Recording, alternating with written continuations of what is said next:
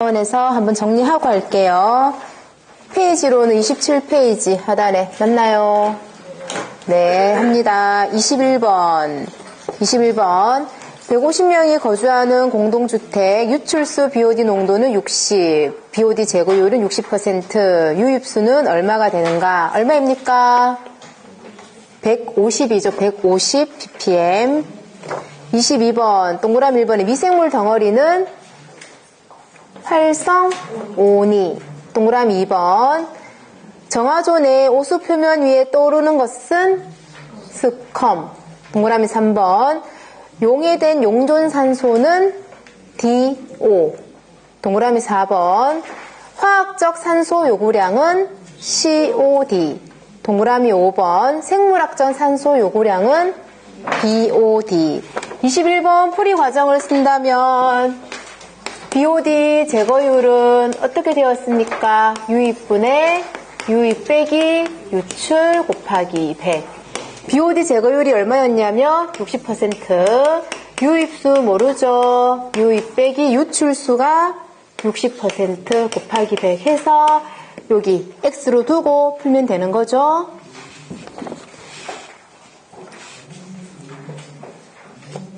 (23번) 오수 처리 방법. 화학, 생물, 물리학적 방법이 있었는데 그 중에서 어디에 포함이 되느냐. 동그라미 1번에 응집, 중화, 소독은 화학적 방법. 동그라미 2번 여과, 스크린, 침전, 부상물 처리는 물리학적 방법. 3번 혐기성, 호기성 세균 처리는 생물학적 방법. 24번 오수 4차 처리 과정. 스크린, 폭기, 침전, 소독. 이 폭기 시킬 때는 혐기성, 호기성 무엇을 이용합니까? 호기성 세균. 25번 분뇨식 오수 정화 흐름은 부여, 산소라고 했죠. 부패조, 여과조, 산화조, 소독조. 26번 동그라미 1번에 대변기 유형입니다. 세척수 급수압이 크고 소음도 크고 때문에 주거용으로 사용할 수 없는 것은 세정 밸브식. 마트 가면 있는 거. 동그라미 2번 사이펀 작용, 주택 등 일반적으로 많이 사용되는 것은 사이펀식. 동그라미 3번 와류작용, 소음이 가장 적다, 원피스식이라고 하는 것은 사이펀 볼텍스식. 동그라미 4번 과거에 많이 사용되었고 악취가 발산되는 문제점이 있더라, 세출식. 27번 대변기 탱크가 없습니다. 역류 방지기, 버큐um 브레이크 다는 거 뭐였더라? 세정 밸브식. 28번 위생설비 유닛화 할 경우 배관이 방수부를 통과하고 안 하고? 안 하고, 하지 않고 바닥 위에서 처리 가능. 29번 관의 종류 중에서 동그라미 1번에 두께를 K, L, M으로 구분하는 것은 동관. 가장 굵은 게 누굽니까? K관이었죠. 동그라미 2번에 아연 도금하며 온수에는 사용할 수 없는 것은 백관. 3번 스케줄 넘버로 두께를 표현하는 것은 강관. 4번 내산성이 크고 알카리에 약한 것은 연관. 동그라미 5번 가격이 저렴하고 전기 절연성이 크고 내산성이 큰 것은 경질 비닐관. 30번 밸브의 종류. 동그라미 1번에 슬루스 밸브라고도 하고 마찰 손실이 가장 적고 완전 개폐할 때 쓰는 것 게이트 밸브. 동그라미 2번 완전 폐쇄는 곤란, 나비 밸브라고도 하고 90도 회전 가능한 것은 버터플라이. 동그라미 5번 대소변 깨끗이 씻어내리는 데 사용, 연속 사용 가능한 것은 플러시 밸브. 4번 역지 밸브, 유체 흐름 한 방향, 스윙형, 리프트형 두 가지가 있는 것은 체크 밸브. 5번에 플러그 밸브 원뿔 모양인 것은 콕. 31번 펌프 중에서 가이드 베인이 있는 것은 무엇이었더라? 터빈 펌프. 동그라미 2번에 가이드 베인이 없는 것은 볼류트 펌프. 가이드 베인이 없다 보니까 많이는 못 올라가더래. 양정이 20m 이하, 가이드 베인이 있으면 그거 도움받아서 20m 이상. 32번 심정 펌프 중에서 깊은 물속에 들어가는 펌프 중에서 동그라미 1번 모터가 땅 위에 있으면 보홀 펌프. 동그라미 2번 모터가 수중에 있으면 수중 모터 펌프. 3번 배관 색채 기호 색깔 구별. 동그라미 1번에 가스는 황색, 2번에 공기는 백색, 증기는 진한 적색, 4번에 물은 청색. 34번 배관이은 부속품 종류에서 동그라미 1번에 배관의 말단부 막아주는 것은 플러그 캡, 2번에 배관을 휠 때는 엘보 밴드, 3번에 분기관을 낼 때는 T 크로스 Y, 4번에 직관을 접합할 적에는 니플 유니온 플런지 소켓, 니플 유니온 플런지 소켓. 5번 서로 구경이 다릅니다. 그러면 레듀셔, 부싱, 미경 소켓. 급탕 1번에 동그라미 1번. 급탕 계획 시 동일한 배관을 사용할 경우 급탕관, 급수가 누가 발생이 부식이 잘 됩니까? 급탕관. 왜냐하면 뜨거운 물이 흐르니까. 동그라미 2번. 저탕조, 즉 물을 저장해 두는 용량은 무슨 수량을 근거로? 피크로드 수량을 근거로 산정. 3번에 급탕량은 뭐가 가장 정확하더라? 기구수, 인원수? 인원수. 기구가 많이 달려있어도 식구가 적으면 의미가 없죠? 그래서 인원수. 4번 급탕 열량 구하는 공식은 Q는 G, C, 델타 T. G는 뭡니까? 수량, C는 비열, T는 온도 변화. 2번에 팽창관 도중 밸브 설치한다 안 한다? 하지 않는다.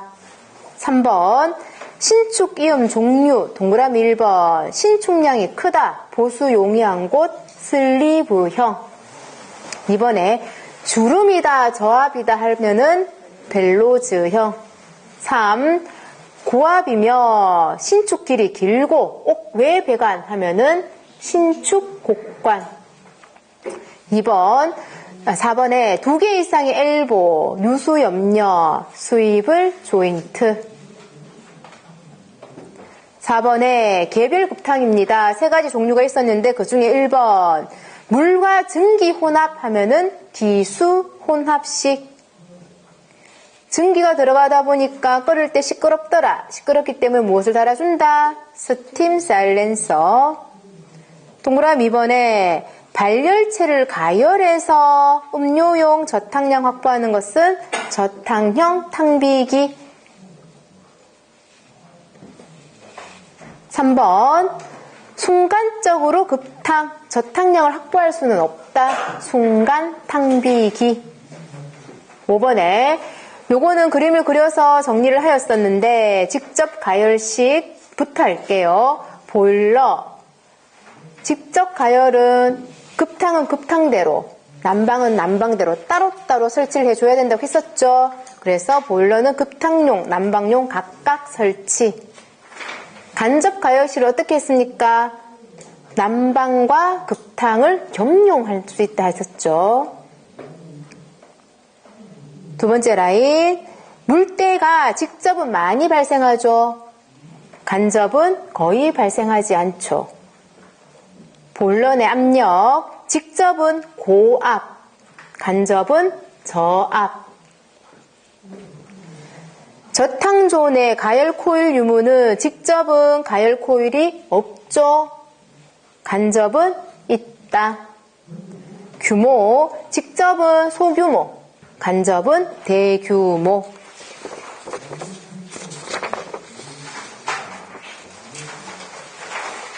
6번에 급탕설비인 저탕탱크에서 온수 온도를 적절히 유지하기 위해 사용하는 것은 서모스탯.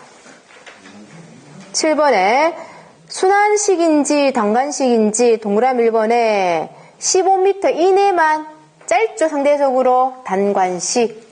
2번에 아파트 대규모에서는 순환식. 3번 틀었더니 즉시 온수가 나옵니다. 순환식.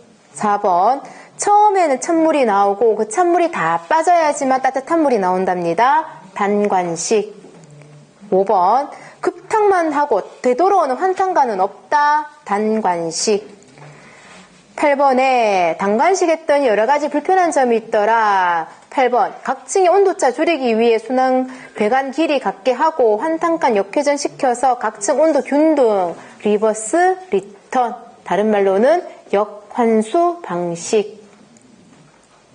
9번에 OX 동그라미 1번 급탕 순환 펌프는 압력하는 거 아니죠. X입니다. X. 급탕 순환 펌프는 환탄간 쪽에 다는 것으로 물을 잘 끌어오기 위해서 다는 것이죠. 동그라미 2번 급탕에는 밸브 설치하면 된다 안 된다? 안 된다. X. 3번 직접 가열 방식은 열교환기 아니죠. 그냥 말 그대로 직접 가열하는 겁니다. 그림 연상하셔야 돼요. X. 동그라미 4번 해도공법 다른 용량을 적게 받는다. 맞는 말이죠. 요거는 보일러실 분배기 생각하라 하셨죠. 각각 방 다 조절할 수 있었더라. 해도공법. 5번에 역환수 배관 방식, 배관을 구성할 경우 유량이 균등하게 되죠. 유량 균등 분배. 차압 밸브 굳이 설치하지 않아도 됩니다. X. 순서로는 XX, X, OX. 10번. 지역 난방 기계실 열교환기 이름은 판형 열교환기. 여기서부터 11번부터는 안 했죠? 맞죠?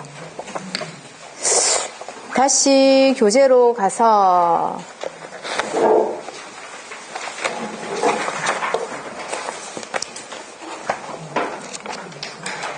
페이지 396페이지.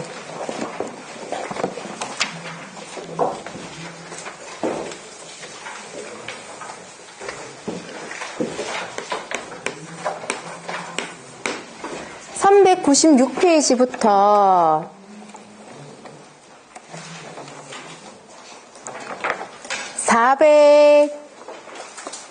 405페이지까지 정리할 거예요. 그러니까 그 안에 있는 내용들을 칠판 하나에다가 최대한 다 담을 테니까 따로 뭐 A4 용지라든지 노트가 따로 있으면 정리를 해 주세요. 지금 같은 경우에는 막 이게 대충대충 적어도 댁에 가셔가지고 복습할 때는 반듯반듯하게 그리셔가지고 반복해서 계속 보셔야 됩니다. 지금 또 쓰는 거에 너무 연연해갖고 예쁘게 해야지 빨주 노트 파남 보고 안 하셔도 돼요.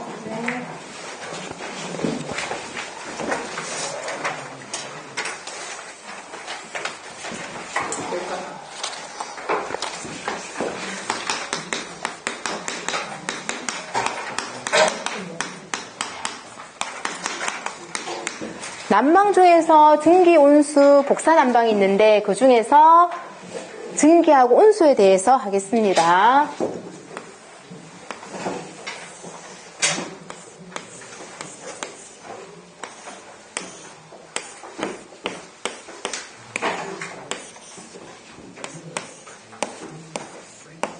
그림을 그릴 거예요. 그래서 대략적으로 그리세요.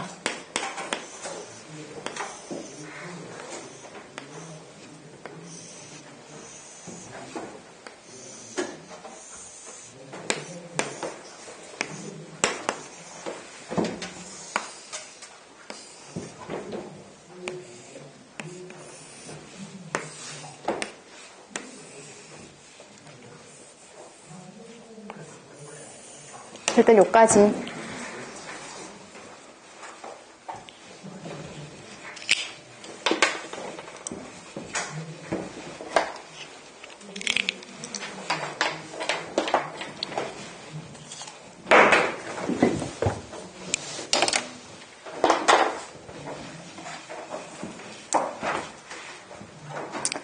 요런 방열기는 많이 보셨죠? 요 방열기입니다. 방열기고 보일러, 지나가는 관들.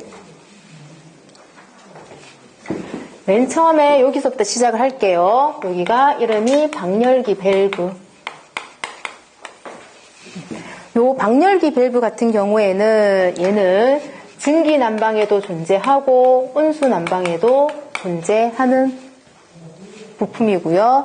얘의 역할은 뭐냐면 큰 건 없죠? 켜기도 하고 끄기도 하고.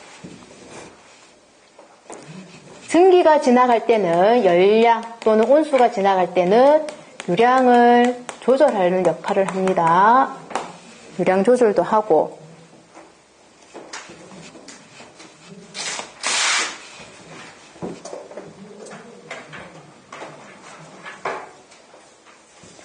방열기 들어가는 입구에 여기에 다시 혹시 모르니까 여기에다가 공기 빼기 밸브가 달려져 있더라.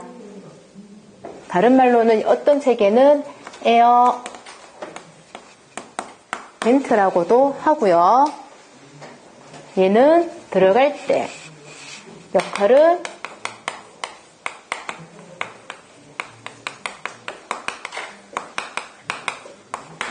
유체 흐름을 원활히 하는 역할을 합니다.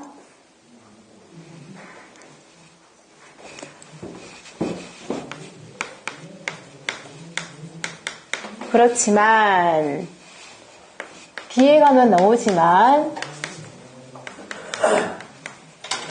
진공한수식이라는 게 있습니다. 진공한수식 같은 경우에는 진공이니까 공기 빼기 밸브가 굳이 필요 없겠죠. 얘 같은 경우에는 공기 빼기 밸브가 존재하지 않더라.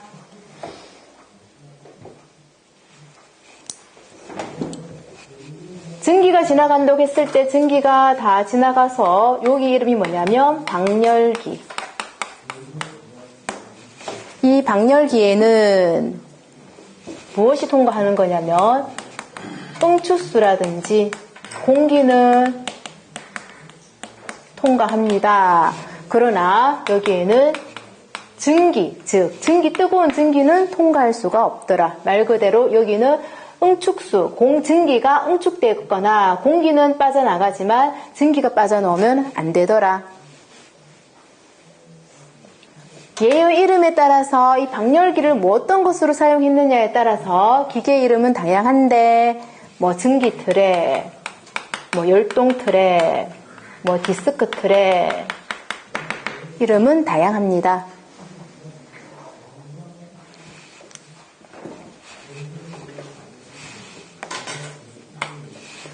즉 방열기가 달렸다라는 것은 봐서 얘는 누구만 갖고 있는 거냐면 증기 난방에서만 가지게 되더라. 왜냐? 증기 난방에서 증기가 오게 되면은 여기로 지나가는 것은 말 그대로 수증기만 지나가거나 공기가 통과해야지. 여기에는 요까지 왔는 수증기가 이쪽으로 지나갈 때는 수증기가 응축수로 변했는 응축수라든지 공기만 통과하는 것이지 수증기는 통과하면 안 됩니다. 여기 수증기가 다 돌고 여기에서는 응축되는 과정. 즉 1700대로 팽창되었던 수증기가 요 기계를 통과하게 되면은 다시 물방울이 되어야 된다고요. 됐죠?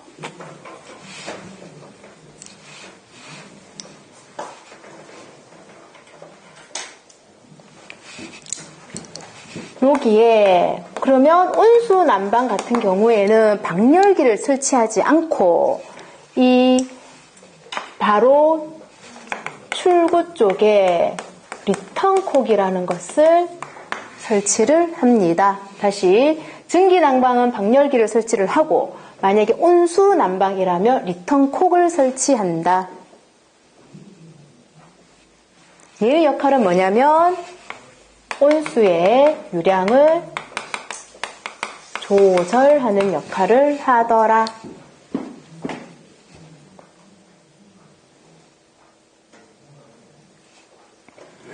응축소 되어 있는 것이 이렇게 옵니다. 오다가 일정 구간 여기를 냉각 레그라고 하는데 왜 이름이 냉각 레그라냐면 여기에는 보온 피복을 하지 않았습니다. 얼마 정도 하지 않았냐면 한 최소한 1.5m 이상 정도는 보온 피복을 하지 말아 달라.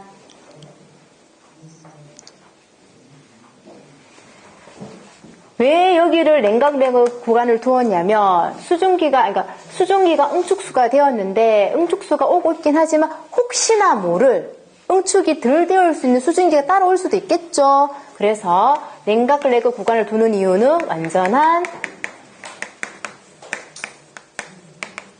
응축수를 만들어주기 위해서 냉각 레그 구간을 두고요. 보온을 하지 않는 여기 관 같은 경우에도 이 배관 동일한 관을 하지 않고 한 치수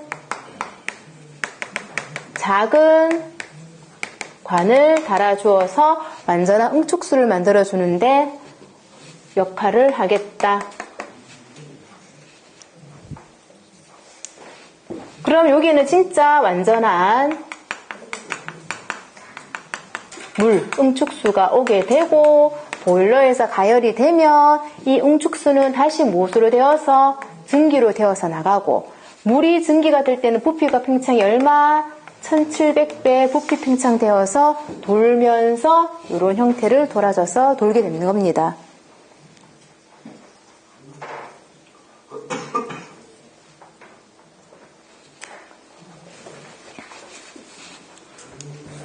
다시 방열기 밸브 트는 거죠. 밸브 같은 경우에는 증기, 온수, 낙목 둘 다 가지고 있는 것인데 온오프 기능이 있고 증기라면 열량을 조절할 수가 있고 온수라면 유량을 조절하는 역할을 하더라.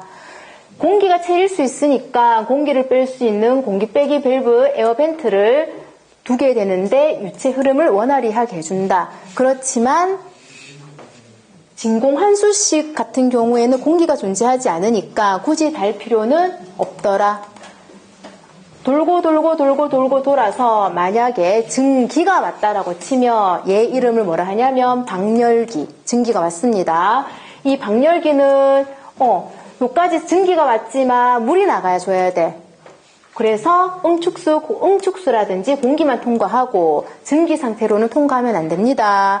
통과하지 않고 요거의 기계 상태에 따라서 이름은 여러 가지가 붙여집니다. 증기 트랩, 열동 트랩, 디스크 트랩, 버킷 트랩 다양합니다. 붙여질 수가 있고 그럼 온수 같은 경우에는 무엇을 달게 되냐면 리턴콕을 달아서 온수 유량을 조절하게 된다.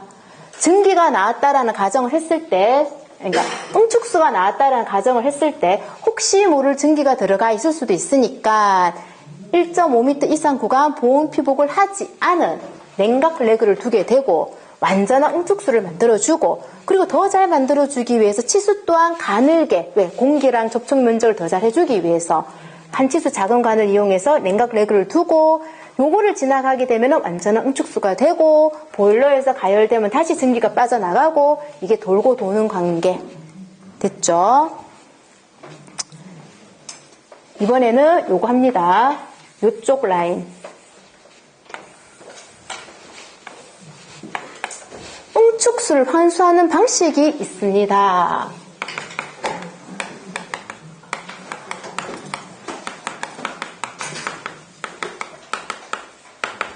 응축수를 환수하는 방식이 3가지 정도가 있거든요. 한 3개 정도를 정리할 거예요. 그 중에서 첫 번째 중력식 2층 건물인데 여기에 보일러를 답니다. 근데 보일러는 그림 그릴 때 건물보다 아래쪽에 그려주세요. 보일러를 해가지고 여기에다가 열원을 공급하는데 나가는 배관 선 상향이었습니까? 선 하향이었습니까? 나갈 때는 배관이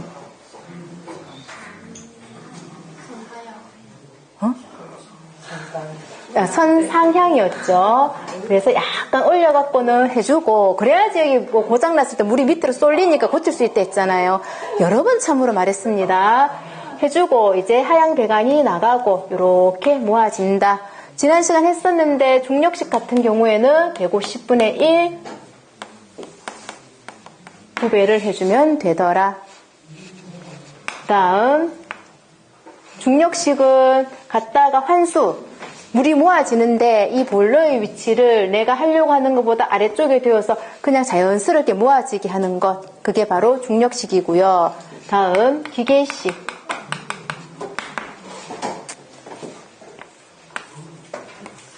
기계식 같은 경우에는 보일러 위치는 상관이 없습니다. 왜냐하면 어차피 기계를 이용해서 해줄 거니까 밑에 있어도 되고 위에 있어도 되고 상관은 없고, 마찬가지 배관 연결할 때만 약간 선 상향해주고 연결했다가 나올 때는 선 하향으로 가면은 되더라. 환수를 모아놨다가 무엇을 달고 펌프를 달아서, 펌프라는 기계를 달아서 올려주니까 9배가 얼마 이상 되면 된다고 했었죠. 얘는 150분의 1 정도 약간 급해야 되지만 얘는 그만큼 안 급해도 되더라. 왜? 기계의 힘을 빌릴 수가 있으니까. 지난 시간에 했었는데 200분의 1 9배 이상으로 해주면 되더라.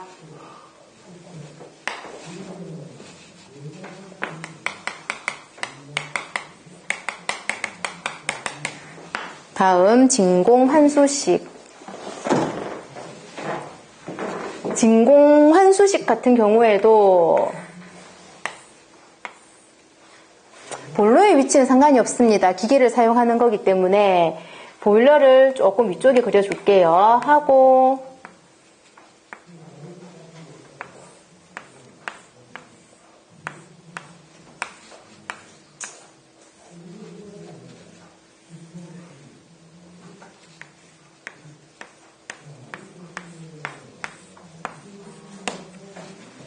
요 구간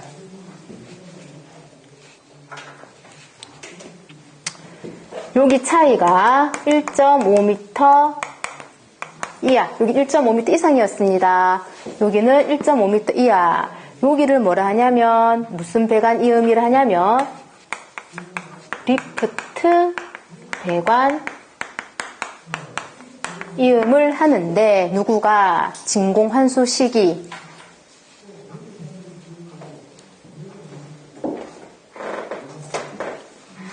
즉 하단에 응축수를 상단으로 올려 보내주는 역할을 합니다. 마찬가지로 응축수가 잘 되어야 되니까 관치수 또한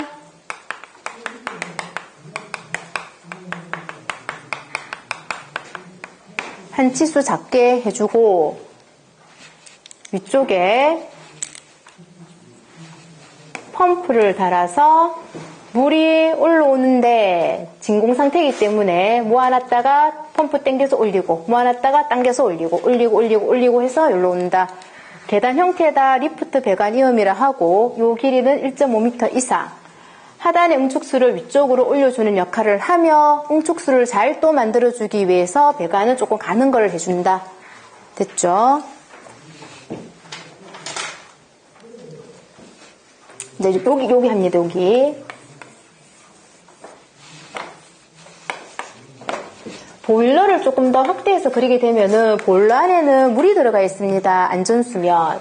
안전수면 이래 되어 있는데 응축수를 모을 때 안전수면 위쪽으로 옛날에는 모아지는 형태로 만들었대요. 만들었는데 이렇게 하니까 응축수가 나오는지 안 나오는지 잘 모르겠고 보일러에 물이 있는지 없는지도 모른 채로 돌아가는 경우가 발생을 하더랍니다. 그래서 얘를 응축수를 안전수면 위쪽에 내어놓는데 안전수면보다 아래쪽에 있는 것은 습식의 형태고 위쪽에 올리는 것은 건식의 형태인데 건식의 형태로 한 것을 누가 발명했냐면 하드포드라는 사람이 알아내었대요. 그 사람 이름 따서 하드포드 접속고.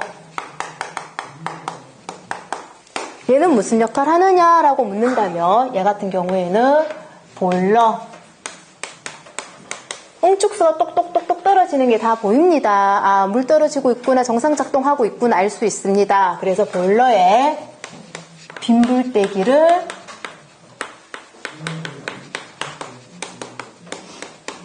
방지하는 역할을 하더라.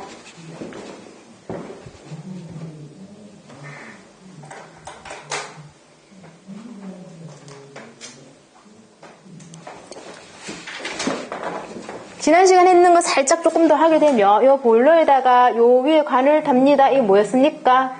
무슨 관을 단다? 팽창관. 팽창관에는 밸브 설치한다 안 한다? 밸브 설치를 하지 않더라. 팽창관은 두 가지 종류가 있더라. 무슨 식? 밀폐식과 개방식이 있더라. 밀폐식 같은 경우는 위치에 제한이 있다 없다? 없다. 다 막혀져 있으니까. 대신에 공기가 빠져나갈 구멍이 없으니까 굉장히 안에 고압이겠죠. 그래서 강판이 두 가지가 있는데 주철제 강판이 있고 그냥 철제 강판이 있는데 무엇을 사용해줘야 된다? 강판제를 사용해주고 철로 뱉는 거. 강판 보일러를 사용해주고 온수, 고온수 뭐로 사용됩니까? 고온수. 개방식은 상대적으로 얘만큼 압력이 많이 작용하지 않기 때문에 얘 같은 경우에는 주철제 보일러를 사용해주면 되고 개방식을 급수로 이용할 때 하고 온수로 이용할 때 하고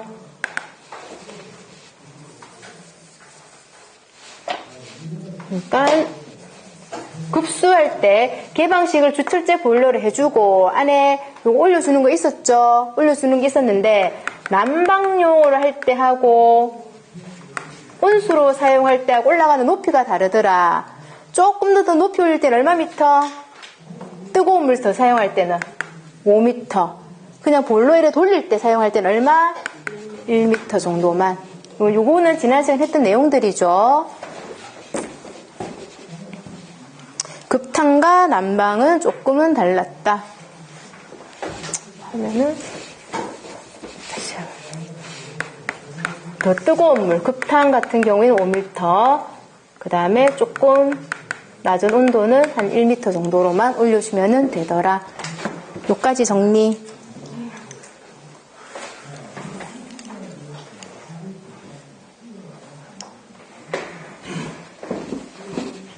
요 하드포드 적석폭을 보니까 야 또한 응축수를 모아주는 거죠. 응축수를 모아준다니까 요건 증기, 온수 어디에만 존재하는 걸까요? 얘는 증기 난방에만 존재합니다.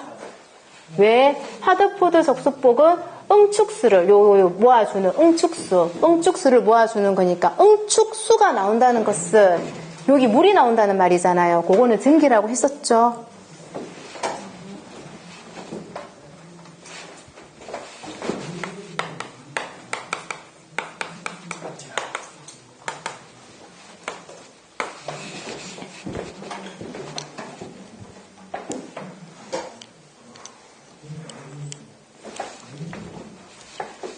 요까지 아까 한번 정리했었고 보일러 요 응축수만데 요 구간을 가지고 옵니다. 요거를 가지고 왔을 때 응축수를 환수하는 방식이 중력식이다. 150분의 1 정도 구배를 해주고 약간 원래 건물 보일러 위치보다 어디에 아래쪽에 달아줘야 된다. 그래야 중력으로 할 수 있으니까. 다음 기계식은 펌프를 달아주는 거기 때문에 위치에 제한은 없더라. 위치는 아무곳 해줘도 되지만 선상향, 선하향은 지켜주고 200분의 1 구배 정도까지. 다음 진공환수식이 내용이 많은데 진공환수식 같은 경우에는 보일러 위치 동안 기계를 달기 때문에 아무 곳에나 해줘도 상관은 없으며 선하향에서 내려올 때 바로 가는 것이 아니고 얘는 배관에 이음을 두더라. 리프트 배관 이음 1.5m 이하 정도로 계단 형태로 해주면서 하단의 응축수를 상단으로 모아줍니다. 더 잘 모아주고 더 잘 응축시키기 위해서 치수는 작은 광경을 해주면 되고 모아졌는 응축수가 여기 똑똑똑 떨어집니다. 물 속에서 안전수면보다 안에서 모아지면 습식 했더니 고장률이 많더라. 그래서 건식으로 빼주는데 누구가 하드포드 적석보 응축수를 모아주는 것이기 때문에 얘는 증기난방에만 들어가는 것이며 얘는 무슨 역할을 하냐면 물이 있는지 없는지를 볼 수가 있습니다. 때문에 보일러에 물 없는데도 도는 것 보일러가 폭발하겠죠. 그런 걸 방지할 수 있는 빈불떼기를 방지하게 되더라. 우리 정리를 하고 교재를 보겠습니다. 396페이지 곱기서 표에 보면은 밑에서 두 번째 환수 배관 방식 건식 습식 있죠. 건식 습식 요겁니다. 요거 말하는 거예요. 두 번째 응축수 환수 방식 요거 여기서 가지고 온 내용이에요. 환수 방식은 요래 있더라. 그림만 잘 정리해 두면은 읽어보시면 다 아십니다. 398페이지 위에 표를 정리할게요. 표 398페이지에 표 보니까 증기 난방의 특징, 온도. 증기는 기체를 이용하는 거니까 고온이면서 잠열이죠. 잠열, 수증기. 예열 시간 짧습니다. 왜? 증기 이용하니까. 표준 방열량 높고 열 운방 능력도 기체가 가는 거니까. 광경 방열기 면적은 뜨거운 증기가 가는 거기 때문에 굳이 크지 않아도 된답니다. 그래서 다른 거에 비해서 작아도 되고 대신에 이거 온풍기 나올 때 좀 이렇게 막 건조하고 별로 느낌 안 좋죠. 그런 거. 그래서 쾌적도는 작고 기타 사항에 보니까 배관 부식이 왜 심하겠습니까? 고온의 응축수가 왔다 갔다 하겠죠. 그래서 배관 부식이 다른 거에 비해서 심하고 추워서 틀면은 금방 그래도 뜨뜻해지더라. 간헐 난방에 적합하더라. 동그라미 3번에 부속기기 열동 트랩 얘죠. 얘는 이름하는 게 다양합니다. 여기서 열동이라는 사용을 쓰는 거예요. 얘를 말하는 거예요. 하드포드 접속 부분 얘죠. 얘 여기서 가지고 온 내용이고요. 얘가 지금 증기 난방 내용이에요. 보시면 증기만 있는 걸 생각하셔야 돼. 하드포드 접속부 여기서 왔고요. 다음 리프트 야죠. 얘죠. 얘가 일로 가는 야 또한 증기만 있는 거죠. 다음 냉각 레그 요거였습니다. 냉각 레그는 기체를 액체로 만들어 주는 거야. 기체가 와야 되니까 증기만 있는 거라고요. 액화. 399페이지에 보니까 뭐 다양한 그림들 있죠. 다 요 내용들입니다. 400페이지 갑니다. 400페이지 동그라미 4번에 보니까 증기 난방 응축수 트랩 유형과 작동을, 그러니까 요거는 무슨 내용? 요 내용입니다. 요 방열기가 기계의 형태에 따라 이름이 다양해.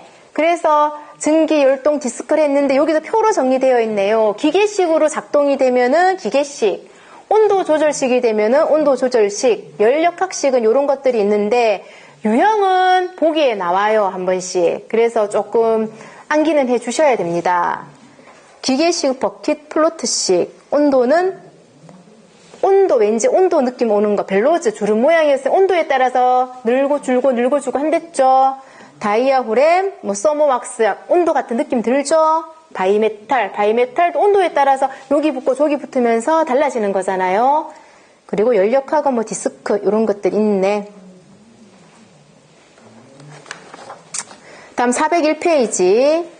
401페이지는 온수 난방이에요. 온수. 물이에요. 물. 온도, 보통 온수. 401페이지 표합니다. 표. 요거 말하는 거죠. 요거. 보통 온수. 이 안에 주철제 쓰는 거 보통 온수. 요거 말하는 거죠. 주철제 개방식 탱크. 고온수 강판 보일러. 밀폐식 고온수. 맞죠? 다음. 현열을 이용한다는 것은 잠열은 수증기를 이용하는 것이고 현열은 그냥 현재 있는 열, 물의 온도를 이용한다라는 말이죠. 예열 시간은 물을 데우다 보니까 증기보다 크다, 길다 말이고 광경이나 방열기 면적 또한 증기보다는 크고 설치 유지 비용은 좀 더 비싸고 대신에 좀 쾌적하죠. 물이 지나가면은 증기보다는 낫죠. 경험적으로 아는 상황입니다.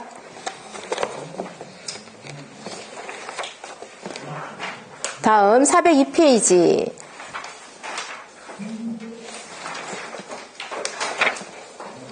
갈로 3번에 402페이지 갈로 3 복사난방입니다. 복사난방은 우리 집 생각하면 되죠. 네, 우리 사는 집은 거의 다 복사난방이죠. 돌아가는 게 뒤에 표를 볼게요.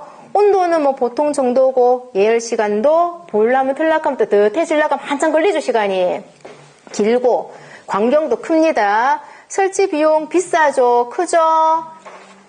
쾌적도는 좋죠. 훈훈하게 복사난방은. 기타 장단점 읽어보시고요. 용도는 보일러 좀 떼고 한참 있다 문 열어놔도 한동안은 계속 훈훈하죠. 열기가 빨리 안 빠져나가죠. 즉 지속난방에 더 유리하더라. 갈로 4번 부속기기. 부속기기 전기난방입니다. 요거 기억하셔야 돼. 전기난방, 전기트랩. 요거. 그러니까 요 트랩 전기 있다고 했었죠. 두 번째 보니까 냉각레그, 응축수 만드는 거, 기체를 응축수로 만든다고 액화하는 거. 여기 있는 거 맞죠? 전기만 있는 거.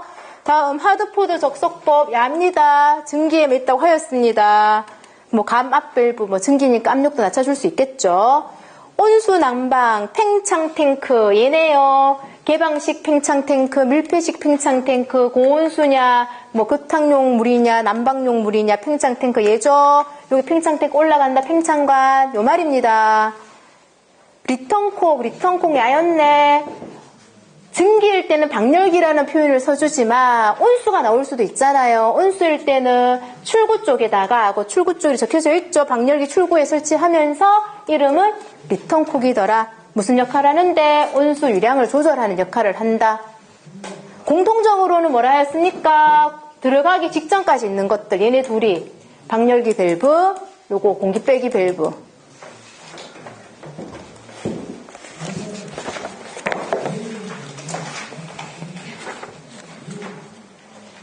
(404페이지)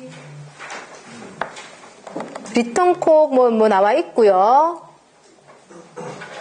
15번 한번 풀어보세요. 전기난방 구성 요소가 아닌 것은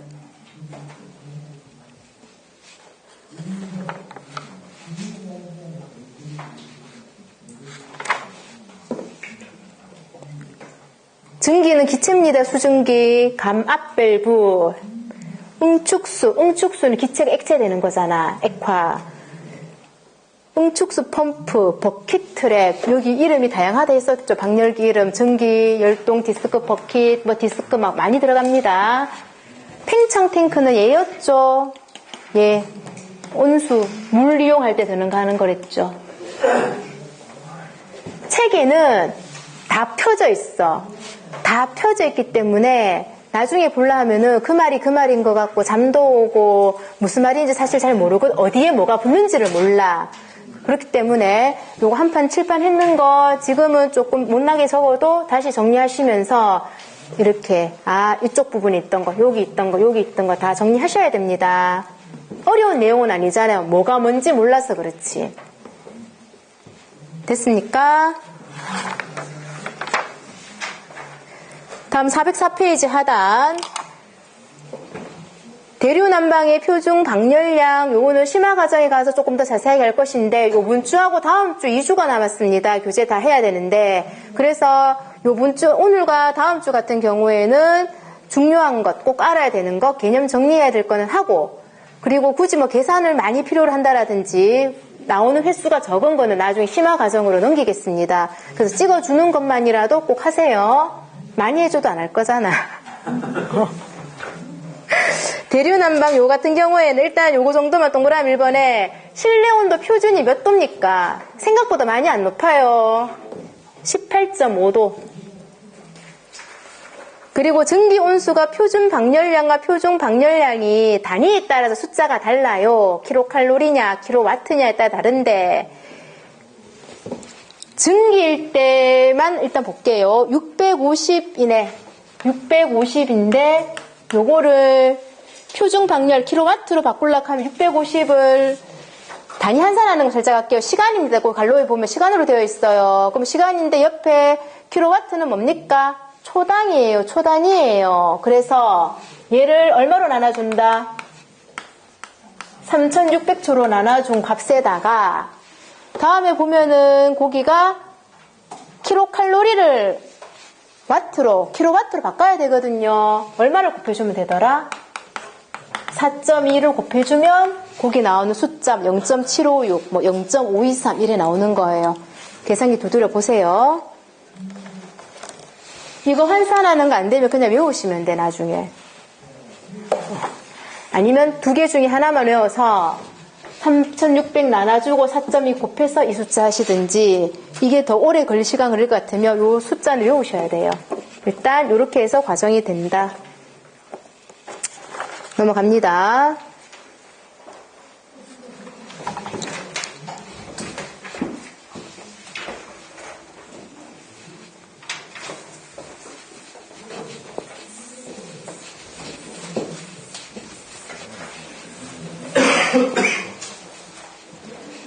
그러면 온수, 증기, 복사 정리를 해볼게요. 쾌감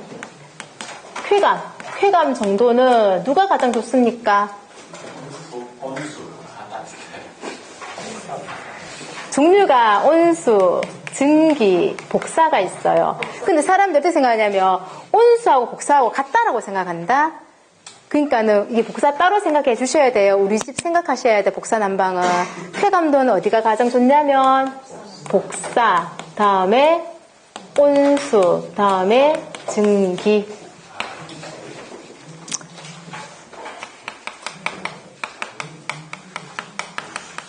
난방지수 누가 가장 오래 갈까요? 복사, 온수, 증기. 설비비 깔라하면은 어느 게 가장 비쌀까요? 같죠? 복사, 온수, 증기.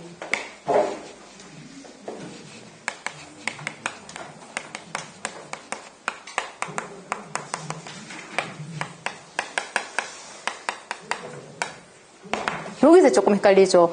방열량 조절이 어려운 정도, 어느 게 가장 어려울까요? 열이 나오는 것을 나는 18.5도로 맞출 거야. 20도씨로 맞출 거야. 15도로 맞출 거야. 복사가 가장 어렵습니다.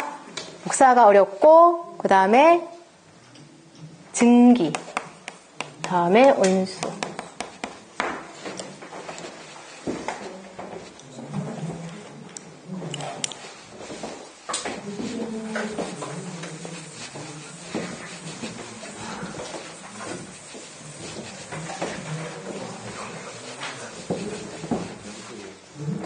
(405페이지) 복사 난방 배관.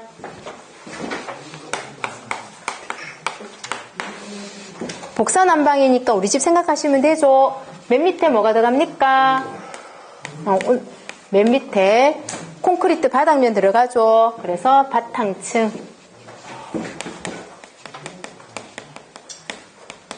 바탕층 위에다가 단열층을 깔죠. 바로 여기에다가 배관을 하면 안 되니까 무엇을 다시 체험층을 깔고 자갈, 깬 자갈이라든지 쇠석 뭐 그런 거 달죠. 그 다음에 방열기를 까는데 여기에 온수가 지나가면 온수가 되는 거고, 증기가 들어가면 증기 방열이 되는 거고, 복사가 되면 복사 방열이 되는 거죠. 위에다가 무엇을 한다? 마지막에 깔고 마감. 하단부터 순서는 바탕층, 단열층, 체험층, 마감층. 우리 저 앞 시간에 했었는데 열관류 저항이란 이런 것들을 했었죠. 열관류 저항 벽체가 있더라. 여기에서 가는 것은 열 전달. 또 벽을 통해서 나가는 것도 열 전달. 벽 안에서는 고체 물질이니까 전도 이런 표현을 썼었죠. 여기서는 전달이라는 표현을 썼었고 전도라는 표현을 썼었는데, 야를 이쪽으로 가지고 오게 되면은 열관류 저항에서 단열층과 체험층, 얘가 열을 바깥으로 안 빠지게 해주는 것이죠. 그래서 열관류율은 공식 기억납니까? 열관류율은 저항분의 1이었고 들어가는 거 나가는 거, 그래서 분의 1 나가는 거 분의 1. 이 중간에 뭐가 들어가? 이거 내가 조절해 줄 수 있는 것이 아니죠, 값이. 밖에 있는 공기가 들어오는 거고 여기 있는 공기가 나가는 거니까 내가 조절할 값은 안 되지만 요 중간에 거는 조절할 수 있었더라. 무엇이 있습니까? 벽의 두께에는 물질마다 다른 것. 람다분의 D. 요 단열층, 요 두 개는 누구다 결국 얘가 되더라. 무엇을 넣느냐에 따라서 한 겹이냐, 두 겹이냐, 세 겹이냐에 따라서 요 값이 달라지는 것이죠. 요거를 이용해서 계산하는 건 심화 과정이 하겠습니다. 한번 기억 상기하시라고 내용 한번 언급해 드리는 거예요. 이 열관료 저항이 바닥층 같은 경우에는 이 바닥에 하는 거죠. 보통은 이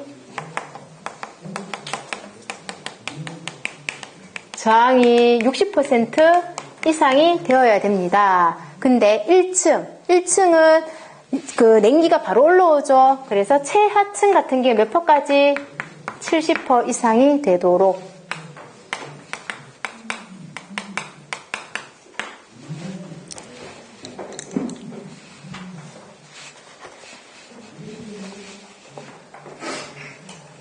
(405페이지) 교재를 보게 되면은 갈로 1번 보시고요. 갈로 2번에 단열재의 설치, 뒷면에 단열재를 방열관과 바탕층 사이. 단열재는 예죠. 단열재는 누구와 누구 사이? 방열관과 체험층에도 상관없습니다. 이 단열재는 방열관과 바탕층 사이. 어려운 건 아니지요. 요 순서를 아셔야지 어디에 무엇이 들어간다는 걸 알 수가 있겠죠. 갈로 3번의 열저항, 동그라미 1번 60% 이상 되어줘야 되는데 동그라미 2번 가장 밑에 층은 찬열기, 땅속에 찬열기가 바로 올라오니까 70%까지. 406페이지 갈로 4번, 갈로 5번 하겠습니다. 방수처리 몇 cm 이상? 10cm 이상 밑줄. 갈로 6번 합니다. 배관층은 이 배관을 깔 적에 좁게 깔면은 따뜻하나요? 좀 추워지나요? 더 따뜻하겠죠. 너무 이 배관 간격이 넓어버리면 춥겠죠. 그래서 갈로에 코일의 배치 간격이 좁을수록 방열면의 온도 분포가 좋으며 보통 20-30cm 정도의 간격을 두고 깔아달라. 그래서 예제 17번의 동그라미 3번을 보겠습니다. 난방 코일의 간격은 난방 코일의 간격을 말하는 거죠. 난방 코일의 간격은 열 손실이 많은 측에서는 촘촘해야 될까요? 느슨해야 될까요? 네, 촘촘해야 되고 열 손실이 적은 층에서는 조금 간격을 둬도 괜찮겠죠. 넓게 해도 되더라.